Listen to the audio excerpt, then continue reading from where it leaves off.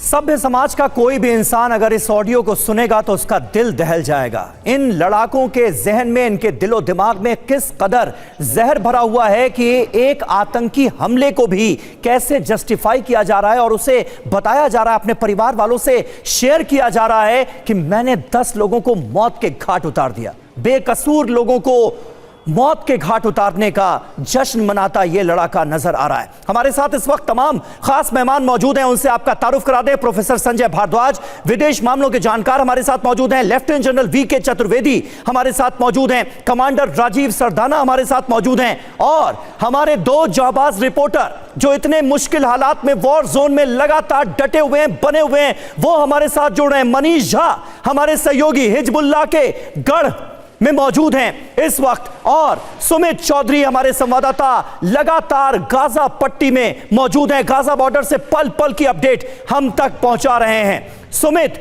मैं आपसे जानना चाहूंगा, इजराइल पर जो आतंकी हमला हुआ, किस तरह से हमास के लड़ाकों ने आम लोगों की जान ली, कैसा कहर ढाया, ये खुद कबूलते नजर आ रहे हैं हमास के लड़ाके। इजराइल कसम खा रहा है कि हमास का खात्मा कर ही रहेंगे। हो क्या रहा है इस वक्त ग्राउंड जीरो पर?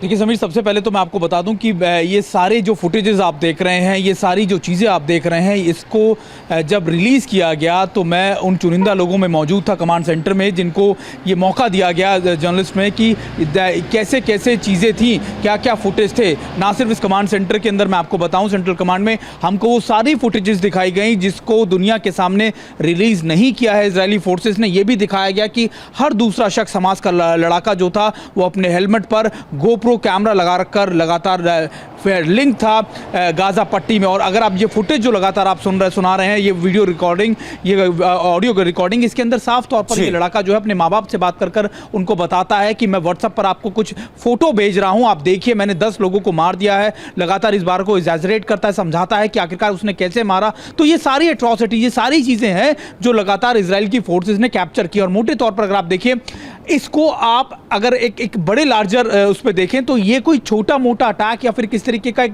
वॉर सिनेरियो नहीं है, ये उससे भी बड़ा है। अगर आप देखें जिस तरीके से लोगों को मारा गया, जिस तरीके से एट्रॉसिटीज उन पर की गई, ये अपने आप में चौंकाता। जब ग्राउंड पर मैं पहुंचा, जब मैंने वहां पे घरों के अंदर घुसकर रिपोर्ट किया, इनिशियली जब मैं सबसे पहले पहुंचा तब मैंने वहां खुद जाके देखा, बॉडीज पड़ी हुई थी समीर, बॉडीज को किस तरीके से आपको उनको मारा गया था, बच्चों को, खासतौर पर बुजुर्गों को।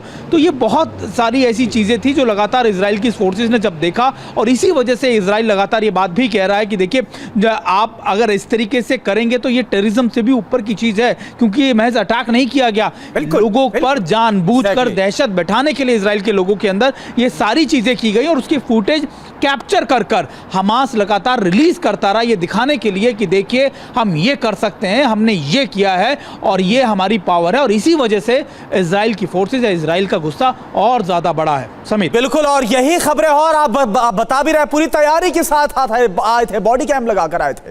मनीष झा इस वक्त हमारे साथ जुड़े हैं लेबनान बॉर्डर से, जहां से लगातार जो हिजबुल्लाह है वो उत्तरी इजराइल पर, आईडीएफ पर हमला कर रहा है। मनीष झा, जो दरिंदगी हमास की वो हमने देखी, और वो खुद हमास के आतंकी कबूल कर रहे हैं। अगर उस तरफ हम बात करें लेबनान जो कि हमास के साथ खड़ा हुआ है, वहां पर क्या इंटेंशन नजर आ रहे हैं, वहां पर क्या हालात है, बताइए। देखिए, आज की तारीख में देखा जाए तो इजराइल के सामने सबसे बड़ी टेंशन है कि वो लेबनान में हिजबुल्लाह को किस तरह से कंट्रोल करे, क्योंकि अगर वो फ्रंट ज़्यादा खुलता है तो फिर इजराइल को अपनी पूरी ताकत इस वक्त लेबनान में हिजबुल्लाह से निपटने में लग जाएगा, क्योंकि वहाँ पर मुकाबला लगभग बराबरी का है। लेकिन बात यह है कि आज की तारीख में इजराइल को जिस तरह से अंतर्राष्ट्रीय जगत में कटघरे में खड़ा कर दिया गया, चाहे वो संयुक्त राष्ट्र के महासचिव जस्टिफाई करते हुए दिख रहे हैं 7 अक्टूबर के उस नरसंहार का, जिसका एक वीडियो आप सुना रहे हैं। देखिए, ये तमाम जो हृदय विदारक कहानियां हैं वो तो 50% से भी कम है।